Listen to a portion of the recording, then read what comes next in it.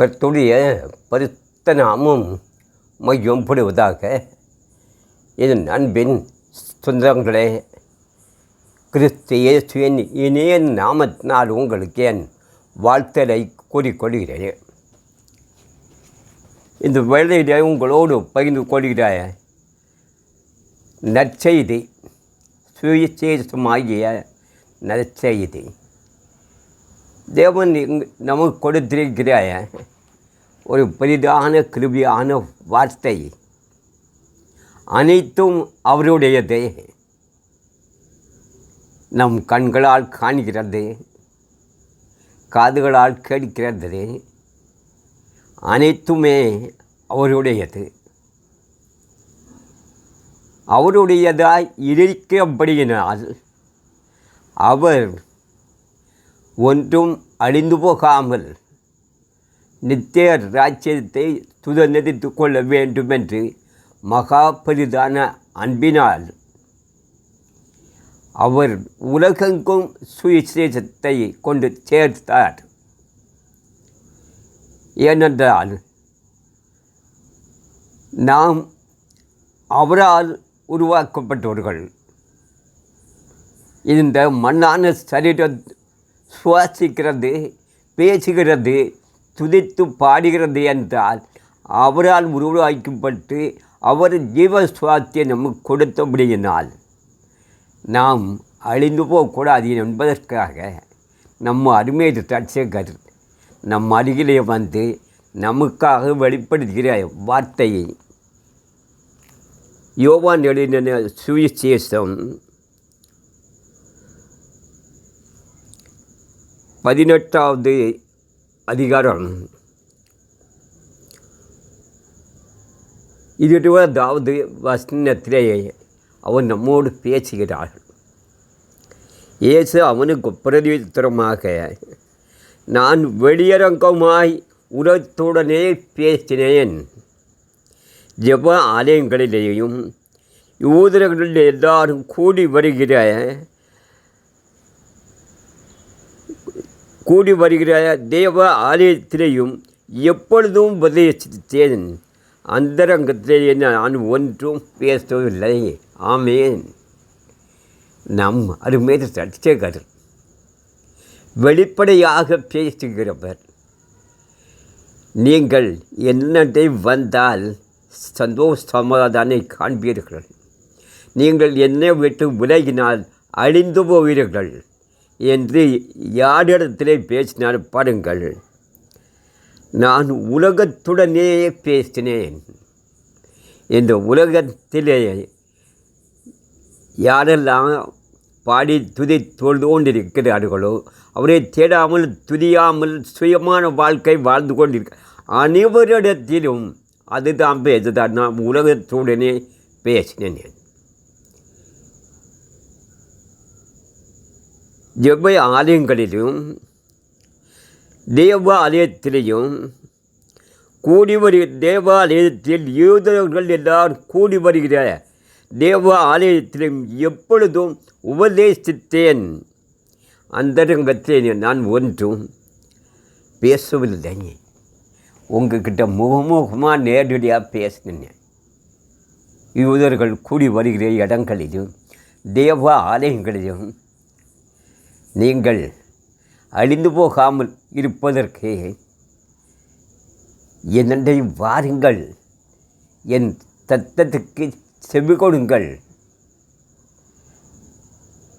நீங்கள் நித்திய காலமாக சந்தோஷ சமாதானமாக வாழ்வதற்கு என்னை வாருங்கள் என்று உலகத்துடனே பேசினார். ஏனென்றால் ஒருவரும் கெட்டுப்போவதற்கு சித்தமில்லாத அன்பின் ஆவியான தெய்வம் அவருடைய சிரிப்புகள் அக்கினி கடலே அமிழ்ந்துவிடக்கூடாது என்பதற்காக உலகத்துடனே பேசினேன். அனைவரும் இந்த சுயசித்தடை வேண்டும், ரட்சிப்படை வேண்டும், மீட்படை வேண்டும் என்று உலகத்துடனே பேசினேன். யூதர்கள் கூடி வருகிற ஜெப ஆலயங்களிலும் அவர்களோடு நான் அவர்களுக்கு உபதேசித்தேன். நான் அந்தரங்கமாக வெளிப்படுத்தினேன், மறைமுகமாக ஒன்றையும் வெளிப்படுத்தவில்லை. நன்மையை பெற்றுக்கொள்ளுங்கள், தீமையை விட்டு விலகுங்கள் என்று வெளிப்படையாக உங்கள் மத்தியிலே வந்து பேசினேன். இதை நீங்கள் ஏற்றுக்கொண்டால் என்னோடு கூட நித்திய ராஜ்யத்திலே நித்திய காலமாக வாழலாம். என்னை ஏற்றுக்கொள்ளாமல் நீங்கள் விலகி போனால் உங்களுடைய முடிவு நீங்களே நிர்ணயித்துக் கொள்வீர்கள். அதோ ஐயோ! உலகத்துடனே பேசினது மன இறுக்கம் கிருபை எழுதிய சார்ந்த உள்ள தேவன். அவரால் உருவாக்கப்பட்ட அவருடைய சொந்தங்கள் அழிந்து போகக்கூடாது என்பதற்காக அனைவரோடும், அதுதான் உலகத்தோடு பேசினேன்னா, அவரை திரித்து உருவாக்கிய அனைத்து ஆத்மாக்களோடும் அனைத்து மனித சமுதாயத்தோடும் அவர் பேசினார். கட்டளை பேசினார், நீதிய நியாயங்களை பேசினார். தேவாலயங்களிலும் யூதர்கள் கூடி வருகிற தேவாலயத்திலும் அவர் உபதேசித்து பேசினார். மறைபொருளாக ஒன்றும் பேசவில்லை என்றால், என் வார்த்தை கேட்டால் நித்திய ராஜ்யம், என் வார்த்தை கீழ்ப்படியவில்லை என்றால் அக்கினி, கடல், மரணம், அதுதான் மறைமுகம் எல்லாம் பேசினார், வெளிப்படையாக பேசினார். அதை ஏற்றுக்கொண்டவர்கள் எத்தனை பேரோ அத்தனை பேரும் சாட்சிகளாக மாறுகிறார்கள். அக்கீழே 21வது வசனத்தில் பேசுகிறாரு, நீர் என்னிடத்தில் விசாரிக்க வேண்டியது என்ன? நான் சொன்னவர்களை கேட்டவர்களிடத்திலே விசாரியும். நான் பேசினவர்களை அவர்கள் அறிந்திருக்கிறார்களே. நான் எதை பேசினேன் அதை அவங்க அறிஞ்சிருக்காங்க.